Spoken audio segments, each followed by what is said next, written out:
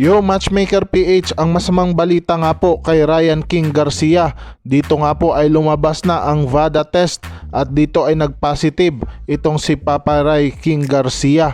At dito nga po nag-post nga po siya sa kanyang social media account at inasar pa ang mga haters nito. At dito nga po ay tinawag at hinahalikan pa nga ang gamot na nag-positive para sa kanya.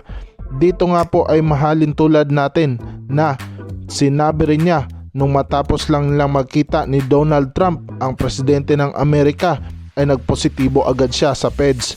Dito naman ay pinakita niya, maalala natin na si Ryan Garcia ay nag-show up dito kay Donald Trump sa kanyang boxing skills. Dito nga ay sinabi ni Ryan King Garcia na walang katotohanan ang mga binibintang sa kanya sapagkat never niyang ginawa ito at hindi rin niya alam kung ano ang gamot na naging positibo siya.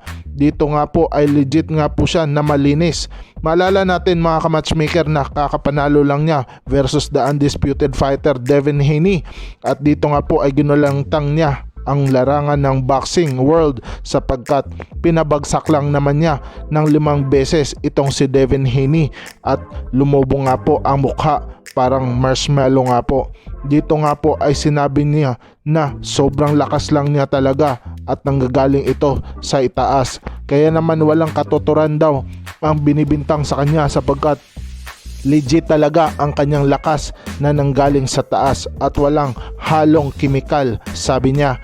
Dito nga po ay inasar lang niya ang mga haters niya at sinabi na PZO at walang katuturan daw ang binibintang sa kanya.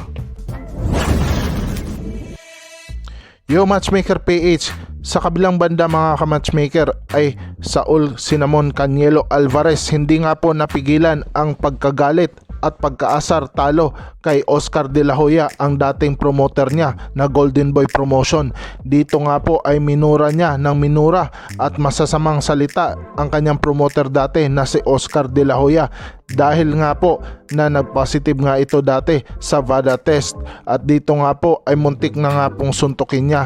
Grabe talaga, sabi nga ni Canielo ay hater daw itong si Oscar De La Hoya at binida lang niya ang kanyang sarili instead ang kanyang fighter na si Munguia.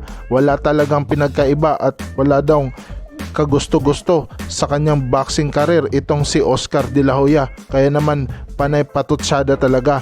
Dito nga po ay magkakaalaman kung sino talaga ang mananalo sa Mayo 5, ang both Mexican fighter Munguia versus Canelo. Aabangan natin yan.